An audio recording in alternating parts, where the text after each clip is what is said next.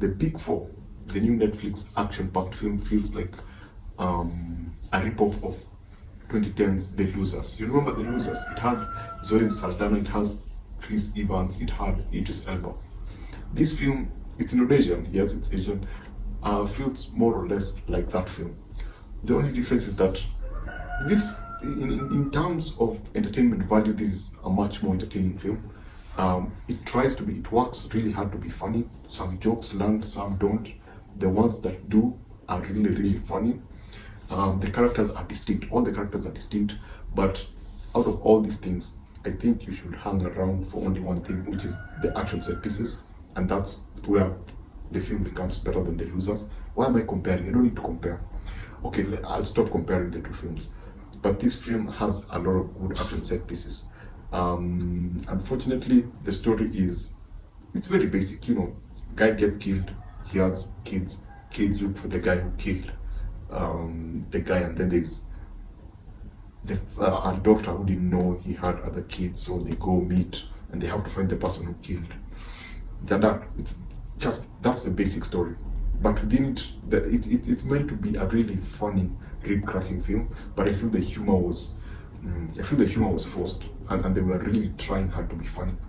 And in some cases it did work, some cases it did not work. But for anything, just stay in for the action set pieces, especially the final, the final fight scenes. They are very, very good. I think there's one that I saw that there's something that happens to a lady that I went like, oh, they just didn't go there. I mean, it's gory, strangely enough, but some scenes are very memorable. The action set pieces are very memorable. Some are played to be a joke, but they work. I'm trying not to spoil. I'm trying to tiptoe around the general story so that I don't spoil it for you. So, who are these characters? These characters are assassins.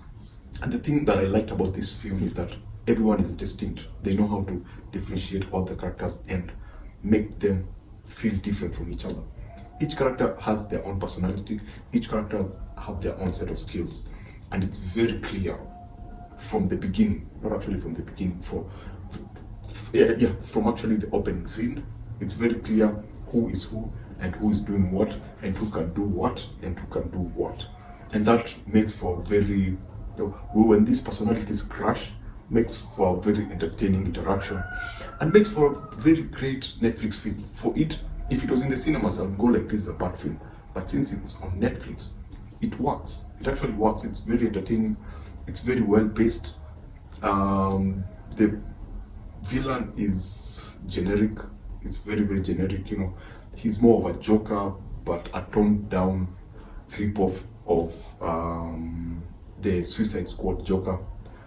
And yeah, he works. He serves the story, and obviously, the lead up for him is to the last action set piece. It leads up to that's when you truly see him come to life, when he's called to perform. When he's called upon to perform, that's when we actually see who he is in the final action set pieces. So should you see this? It's not a bad film. It's on Netflix, and you don't have anything to lose. And it's the cinematography is beautiful. It's a very beautiful, colorful film. It's a very well-designed film. The set design is fantastic. They are very distinct cars. There's a very distinct use of color. Strangely enough, for a movie that comes out of Indonesia, I think they shot it. It's very candy. It feels like candy. The colors are popping. All the colors are popping. There's a great use of color.